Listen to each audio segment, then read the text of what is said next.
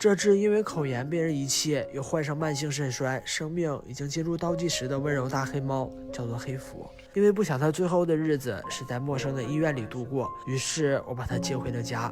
回家后，我们也没有放弃希望，同样按照医院的治疗方法，每天给它打针吃药。但回来后，黑福就几乎不怎么主动吃东西了，只能给它抢饲。所有能用的办法都用上了，但黑福的状态还是一天不如一天。回家第2天，黑福开始呕吐。第3天凌晨，呕吐物里还出现了深红色、疑似有血的物质，而且黑福到这时候已经快48小时没有大小便了。我摸过他的腹腔，不是尿不出来，而是根本没有尿液，说明肾脏已经罢工了。我们带着黑福又去了一次医院，有腹水啊，有腹水，但却只得到了更坏的消息：黑福的肾脏部位出现了腹水。纠结再三，我们俩还是决定最后再试一次，但以防万一，我们不想把它留在医院里。我向医院借了输液泵，把药带回家，开始给黑福输液。医生也告诉我们说，能不能挺过去，就要看今晚能不能有小便了。哎，你过来，我看着不太对劲。但最后的努力还是没能出现奇迹，黑福的状态肉眼可见的越来越差。虽然很艰难，但我们还是决定第2天一早医院开门就带黑福去安乐。这一晚我带着黑福给他介绍了我们所有的家庭成员。那你看看这些坏东西。这是2个橘，昨天抢你饭那个，被我一巴掌打跑的那个。你看，这个是大蛋，也是在你流浪的地方我发现的，但是在你流浪之前它都过来了，这挺好的。这是白福，因为他所以你才叫黑福。效应。对，因为他你才叫黑福的，你们俩都是被遗弃的。这个是你以前住过的地方，你记得吧？一开始你回来就是住的这儿，脑子有病的，他脑子进水，他比你其实还重。这是小羊毛，这个是猴二，没有眼睛，但它也是很乖。这是我救的第1只猫，它的小易，都10岁多了，挺老的。底下这个脑子有病的癫痫猫，但是现在还挺好。这是蒙多，我养的第1只猫。这些都是这个家里最胖的，巨能吃。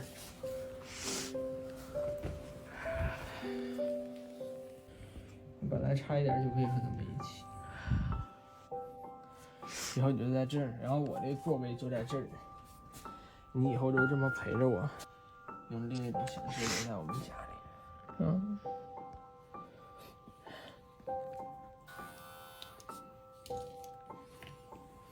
我上楼睡觉了，明天我带你去医院啊，咱不遭罪了。我说了最后的晚安，却还是没办法放下悬着的心，生怕这一面就是永别。最后还是一晚上没睡觉，就坐在他旁边，再时不时的看看他。到了早上8点53分，我听到了黑福的叫声。福，福，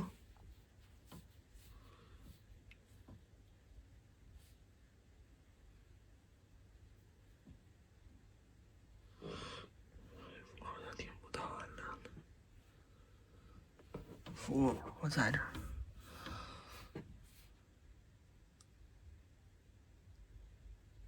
我在这儿，我在这儿。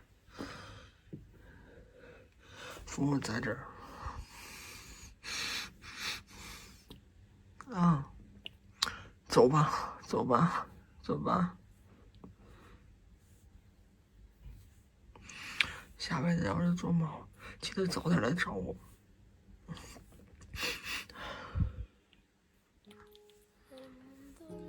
走吧，福，走吧，走吧。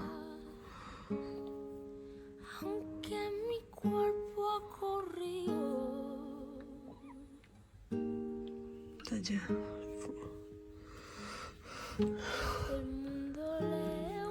不听了，不听了。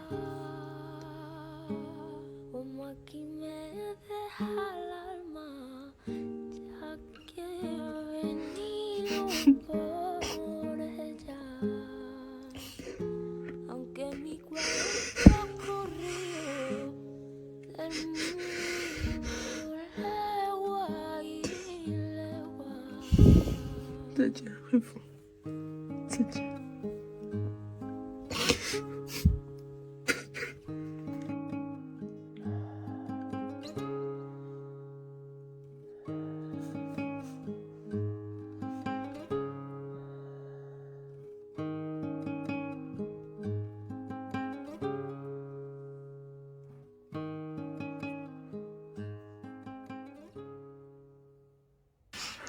还是蛮晚的。就是，我昨天晚上就是不敢睡觉，怕它早上起来就已经没了。然后我就把它，它最后的时候都不愿意在这个窝里面，它就往外爬，我就光放了毯子。也感谢大家这段时间对黑福的关爱，大家给黑福出的治疗建议我也都有看到。之前我询问过医生后，把能用的药都买了回来，可惜有的药最后还是没能赶上。起初我们刚救到亲人的黑福时，还兴高采烈地为他画了插画，还打算年后就把我们的主食罐改名叫福福主食罐，形象就是白福和黑福。现在也不知道还要不要保留这个标签了。黑福的病情发展的实在太迅猛，我们都措手不及。或许在家里这最后3天，也是黑福强撑着才坚持下来的。但至少在最后，我们没留下遗憾，至少有好好的说了一句再见。